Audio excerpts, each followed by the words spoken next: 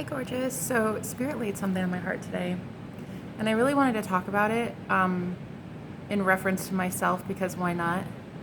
My name is on the channel. I'm going to talk about it in first person, but it is a message coming through from God about you as well. Make sure when you pull the arrow back to shoot your shot at something, it's what your heart and soul truly wants, because if you get it, and it's not what your soul wants, you don't want to go back 15 steps to fix it, apply all that energy, all that time. It's like, I feel right now, the collective is going through a massive shift. You're being given another chance at something. Could be love, could be a career, could be your platform, your business, could be really anything. You're being given a second chance at life. And it's time for you to stop believing that everyone else's opinion of what your life should look like is the truth. Newsflash, look around the people that are trying to convince you to do something. Are they happy? Are they following their goals? Are they following their dreams? Most of them, no. Most of them are not following their dreams, and they're getting caught up in the rat race. So if you're listening to other people around you who are not, they're not even living their true authentic purpose either, why would you keep getting advice from these people and living that way? This new second chance, this new shot at life, this new brand new opportunity, being born again. I kept hearing while meditating today, the second coming of Christ, the second coming of Christ. Well, you as the Christ, right? You have Christ within you, we all do. Christ consciousness, the higher mind of Christ, right? The first coming was you coming here to earth, but failing miserably. Not at coming here to earth. You failed miserably at every project, every love partnership, every friendship, everything you've ever wanted, you failed miserably. And that was your quote unquote death. Your death was the death of Christ. Well, what is Christ? Christ consciousness is the higher mind. It is awareness, consciousness. It is true divinity, just pure divinity. And so you lost that. You lost that essence. You lost that divinity. You lost that hope, that spark. That was exactly the whole point. That was the entire point. How else are you going to rise again if you never fell? How else are you going to rise from the ashes if nothing burned down? So you're being given a second chance at love, at life, and it is something that you will never take for granted. It's not even that you have to remind yourself not to take it for granted. You just won't. Intrinsically, at your soul level, you can't take it for granted. You will never again be able to. It's like, I think so many of us, when we get new things, we're like, oh, I hope I'm grateful for it, or I hope I'm thankful, or I hope they understand that I'm thankful, or did it come across like I'm thankful or grateful? That's not how it is in this next chapter. This next chapter for you is all about expressing thankfulness and gratitude without ever saying the word thank you.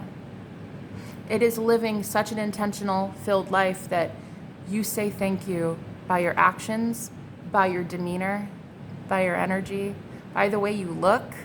And I'm not talking about the way that you dress. I'm not talking about the way that you present yourself to the world, how much makeup you wear or don't wear. That's not what I'm talking about. I'm talking about an aura that you give off. I'm talking about you convincing others that you are grateful by just staying humble. Because last night, and this was really, I'm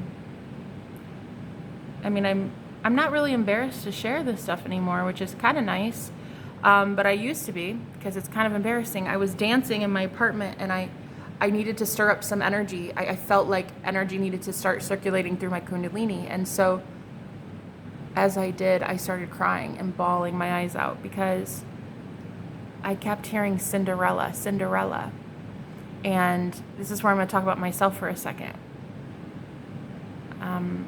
I don't know if most of you have followed my journey, but I had a huge breakthrough last year in my business. It was the best year I've ever had.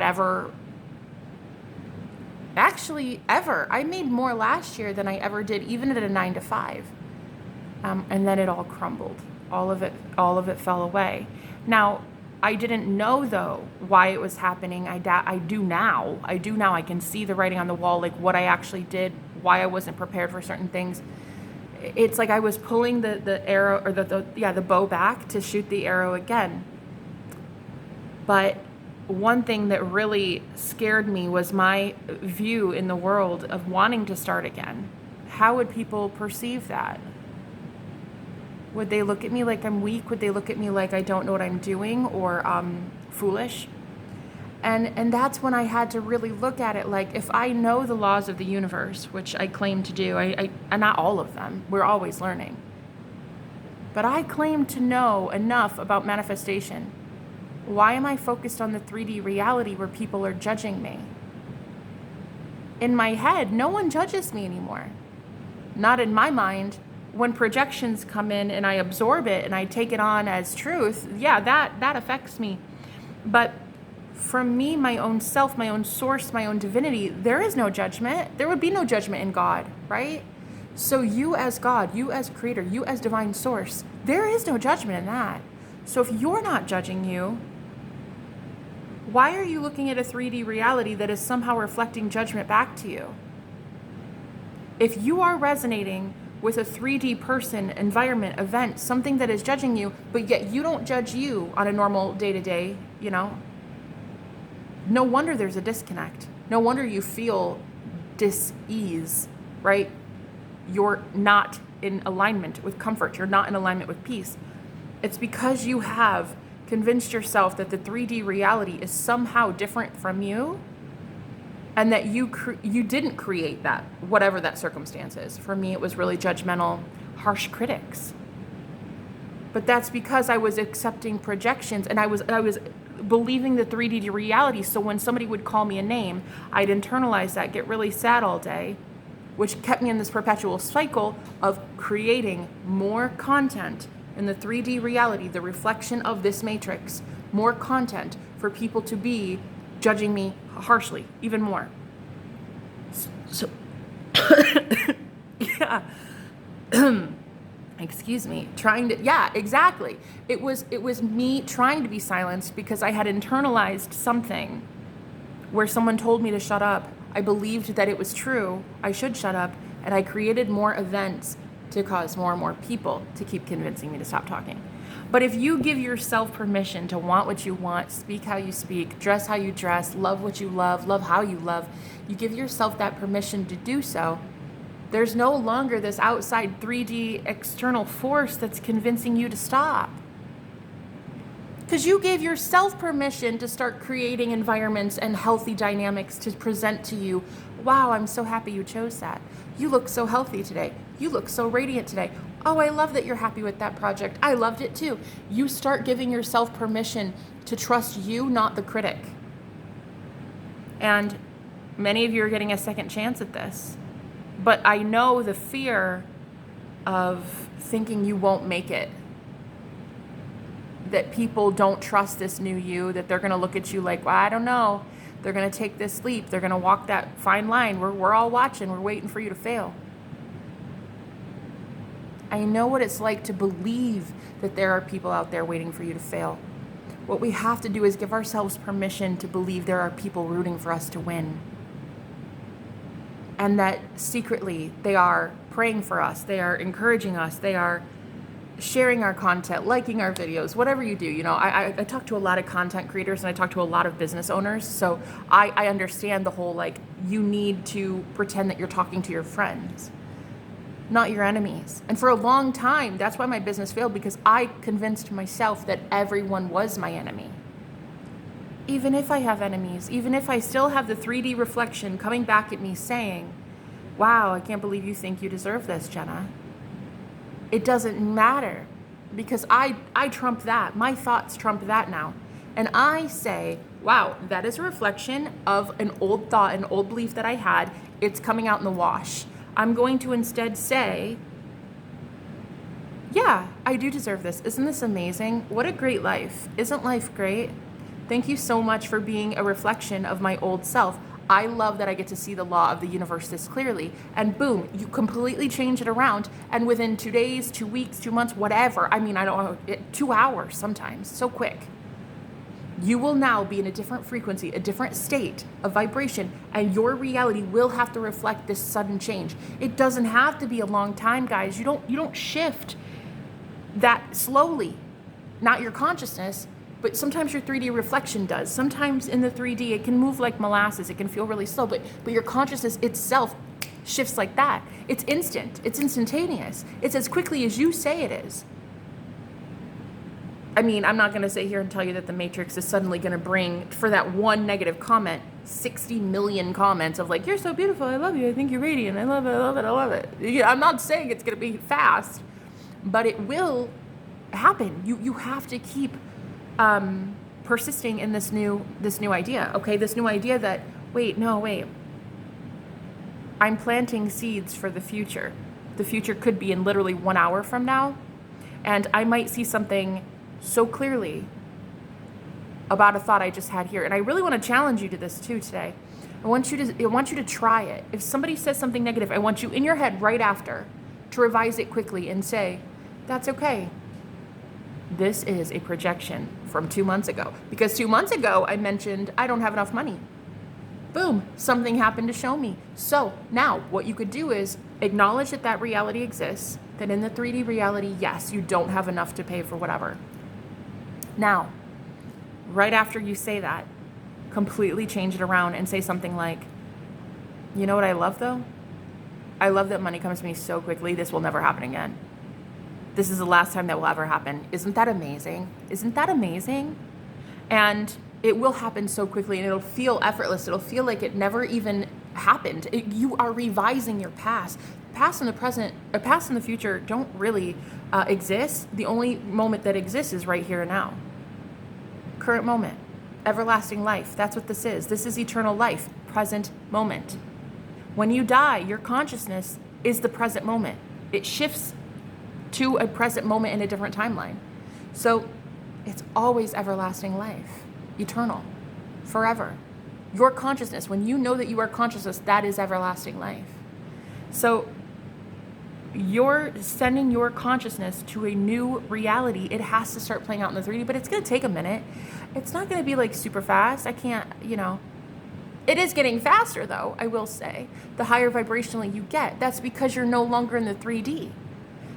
Your consciousness is shifting. We're elevating as a planet to the 5D. That shit goes so fast there. So it's no longer super slow. Now, if you have these thoughts, you really got to be careful because that shit comes in so fast, okay? So here I was dancing and I felt so depressed because, and this is going to be a little weird, but I knew that someone had feelings for me and I felt so unworthy. I literally was crying so much. I got on my hands and knees and I started praying. And I don't normally do that, which is kind of sad for a spiritual mentor. I don't think that that's a great thing, that I don't pray that much. But anyway, I saw the power of prayer in real time. It was unbelievable. Anyway, the point is, I started saying I have nothing in the 3D to offer anybody. And I don't. What really do any of us have? All of it's on loan anyway. All of it's given to us by God, creator, source.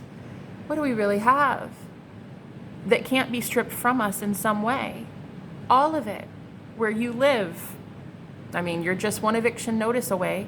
Your job. You're just one complaint away to your boss from being fired. You know what I'm saying? Like, what do we really have?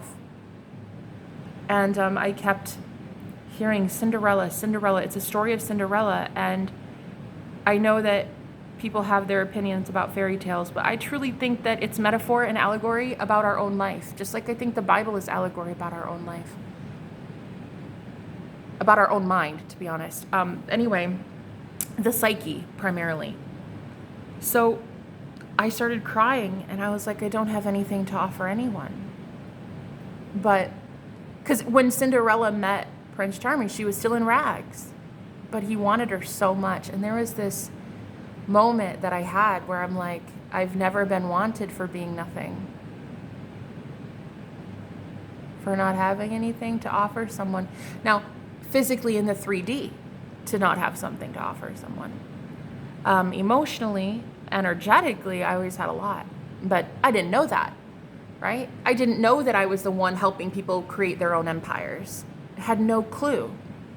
When I was married, I had put so much time and energy into my husband that he went from the lowest paid job at his company to literally the CEO's best friend, to the right-hand man. This guy was going from menial job, is that what it's called? I can't think of the word, just very mediocre, this job. And he went all the way to the right-hand guy. He got like these paid elaborate vacations. He got to fly first class places. He got to go to private islands. He was making almost six-figure. It was really, really incredible to watch him just get so much. But I had no idea how powerful I was and what my healing was doing. I was transmuting so much pain for him at the time. I had no idea that I was a healer then. No clue. And every time I would feed that love, that energy, that healing energy, I was, of course, helping him build an empire, which of course benefited me too. I'm not saying that I didn't benefit from it, but the point is I had no idea how powerful I was.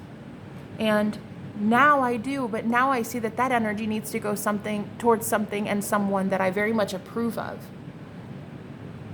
I love their beliefs. I love what they stand for. I love that they help the collective. I love that they help heal other people, and like all they ever think about is God and love. I think love is God and God is love, so all they ever think about is love.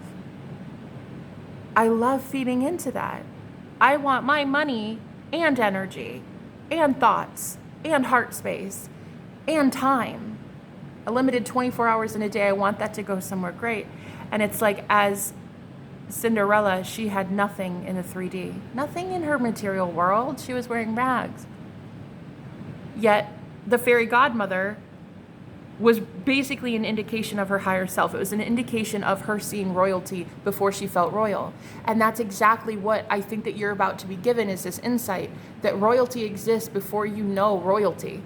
You're dancing with kings and queens in higher planes already, and you don't even realize it.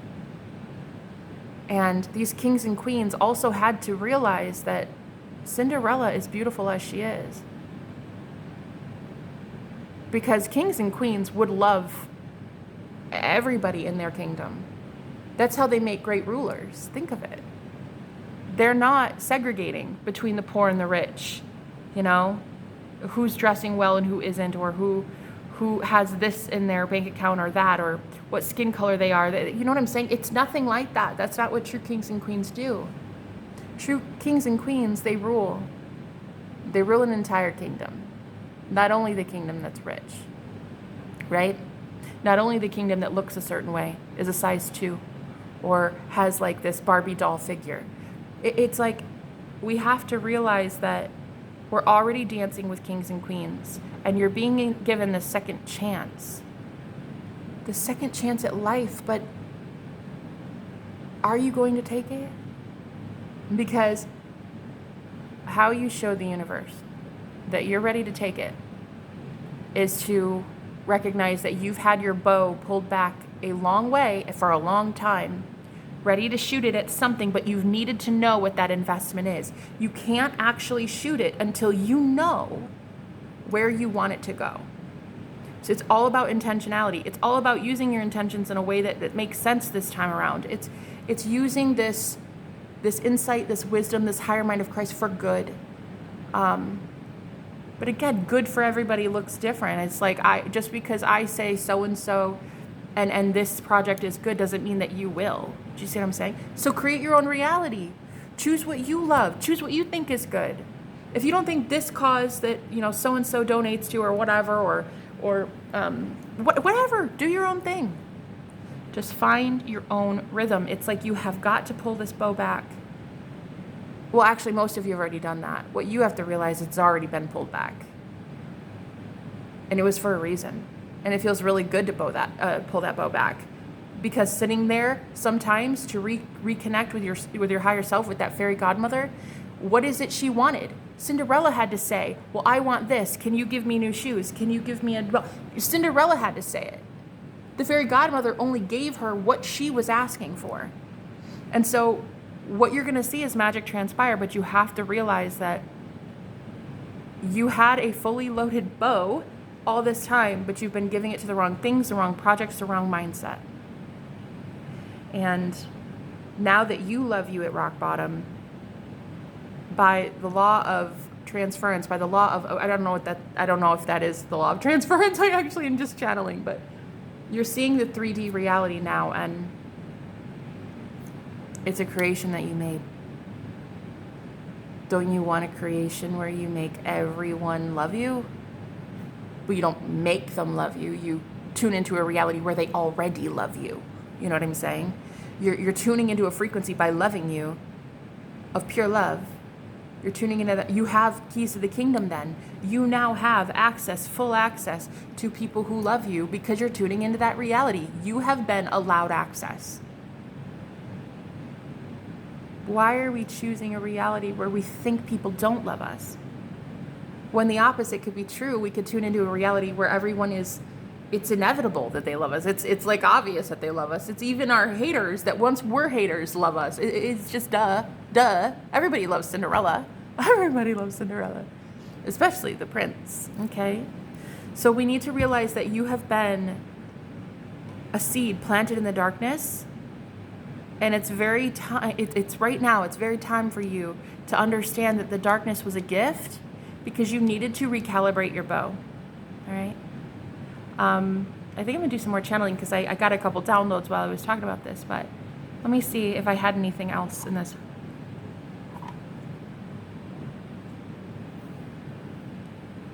It's like giving yourself permission to be loved. Yeah, I keep hearing what if.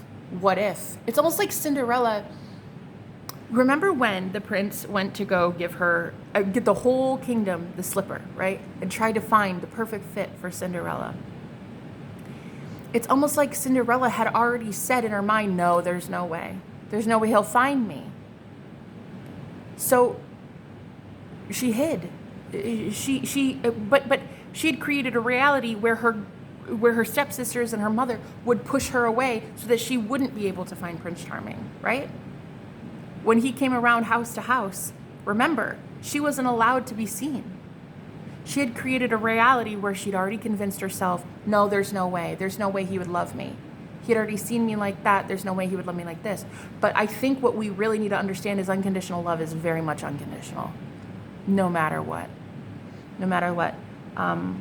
The real ones know real. They don't feel this whole like, you're different than me because you have less money or because you look this way or because you talk that way or because you believe in this. No, the real true kings and queens that you would want know a true king or queen even at rock bottom. And so you're going to learn that in this next phase, that true kings and queens have suffered.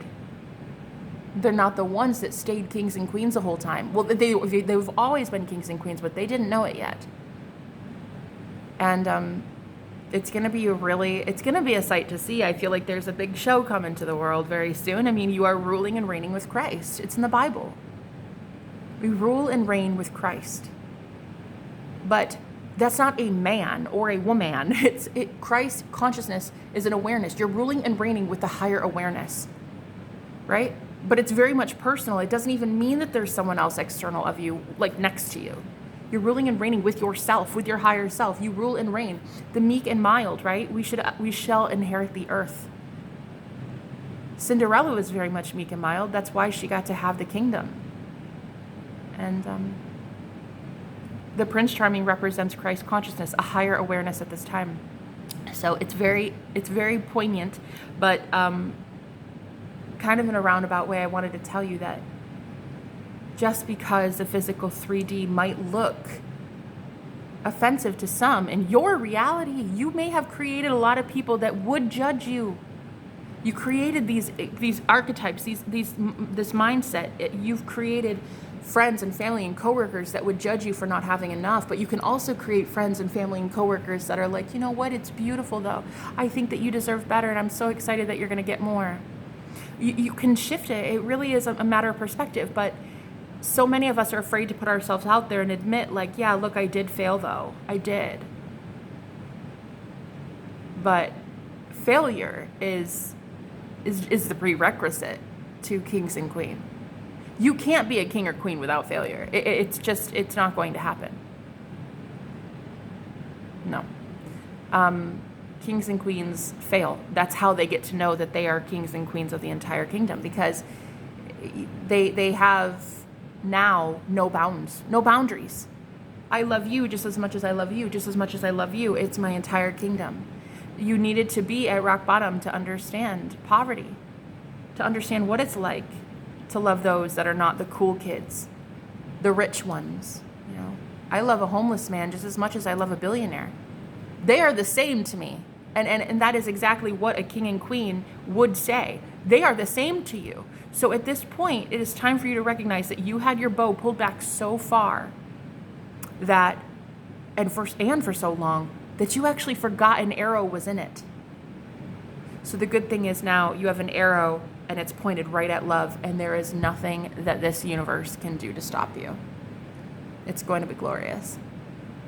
Another thing I got a couple days ago, a word from God was, it is time to start speaking in parables, as Jesus did.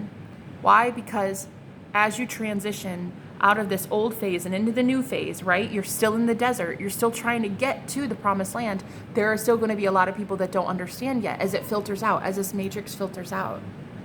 You're old and gives you the new. So speaking in parables is a way, it's just metaphor. It's just using example, pulling back the bow and arrow. You get what I mean, right? Using the godmother reference. You get what I mean. So if you understand it, that's how you are soon going to be speaking. And you're going to be meeting a lot of people who speak like that too, because they understand that they can't give away everything that they've got to people who don't understand it anymore. They're no longer casting their pearl before swine. Do you see what I'm saying? So now it is a time to shift to the land of parable. And in doing so, you will be meeting a lot of people who also had to have that same knowledge. Speaking with the higher mind to a person who has a higher mind, oh, it's going to feel so rewarding. It's going to be like, wow, this is my family. This is my soul family. These are kings and queens. So start acting like a king or queen. A king or queen would start speaking in parable. Okay? Now, that's not literal, guys. Like, it doesn't mean go to your, like, everybody at, like, the store and be like, yeah, so have you ever tried to pull back your arrow and shoot it? You know what I mean? It's just, you will naturally feel this urge to start speaking like this, a little bit more poetic, a little bit more insightful, and it won't feel scary anymore. I think so many of us feel that fear because we might have been around people who were not in that higher frequency. They didn't understand it. You're going to feel very safe soon to start expressing it, even if others around you don't feel like it makes sense yet. You will still soon feel very good. It will feel like, okay, even though you don't understand it, I do. And so you'll be shifting into that reality where other people have that same fearlessness.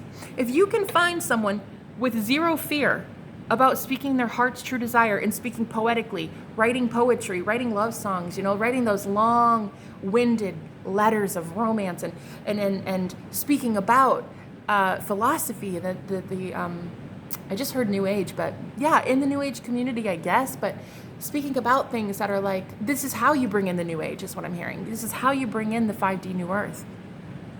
But you have to be that fearless to do so in order to attract that vibration using the law of attraction. You have, like attracts like, you have got to be in that energy of wishing to express yourself in ways that other people may not understand at first. You may even get rejected and booed. There may be people who say something like, yeah, well, I don't know, you say it like that, but that's stupid. It's not. It's not stupid. It's beautiful. And if you keep saying that to the 3D reality that keeps showing you it's stupid, keep saying, no, it's not stupid, it's beautiful. By this point, you will have raised your vibration so much to bring in other kings and queens that have said the same thing. No, romance is beautiful. No, poetry is beautiful. No, the Renaissance, this New Age Renaissance is beautiful. No, that's beautiful. No, poverty is beautiful. No, the way they look is beautiful. No, this is beautiful. You get to that frequency of everything is beautiful, and you start attracting other people who say everything is beautiful, including you, with all your faults. So bypass the 3D reality by saying, nope, not my reality. That's actually beautiful, not ugly. What I've said is poetic, not demeaning. You may not understand it, but that's okay, I do. You may think it's not of love, and I didn't say it for love, but that's okay, I do. I know where my intentions lie. So you're going to be soon facing, well, I feel for some of you, maybe a little bit more scrutiny or criticism, but that's not going to last long. It's only going to be a very short time. A very short time. The more you stay laser focused on, nope, it's actually beautiful, that was your projection. Stay aligned with that. Keep being aligned with that, and continually show the universe repeatedly. And it's not even that you're showing God, not showing the universe. It's not, you don't have to. It's not a requirement. It's not like there's some guy in the sky with a checklist saying, okay, did they do that? Sure. Did they do that? Nope, we're still missing. It's not like that. It's that you have got to feel convinced within your own soul to elevate to that new reality. And if you don't feel like everything is beautiful, you will still feel so uncertain about other people's beauty. You will feel afraid to love someone that looks different. You will be afraid to speak poetically. Or if somebody starts singing and just randomly starts talking about like butterflies, you will fear loving them intentionally. You will fear seeing that as beauty and offending them. And because you're a being of love, you don't want to offend anyone. So you, yourself, will be keeping yourself out of alignment with true unconditional love of others, to love other people. It's not God with a checklist. It's you with a checklist. It's you speaking with your own intentions within your own heart. Do I want to convey to the world that their random singing and song and dancing randomly outside is somehow weird? Or do I want to be like, I got you, that's amazing, and start dancing with them? Until you trust yourself enough to not offend God's people, why would you want to put yourself in that vibration of finding God's people? So if you're not finding God's people, you're not finding loving people. It's as easy as that. You have to trust yourself enough to know that when you are around them, you will not only be grateful for everything they give, but you will be aligned with absolutely unconditional love, loving them, telling them their dance is amazing, or their new pet snake they got is amazing, or whatever. You have to trust you. It's not even the universe trusting you. It's you trusting you. All right? I'm going to leave it there. I love you guys. Bye-bye.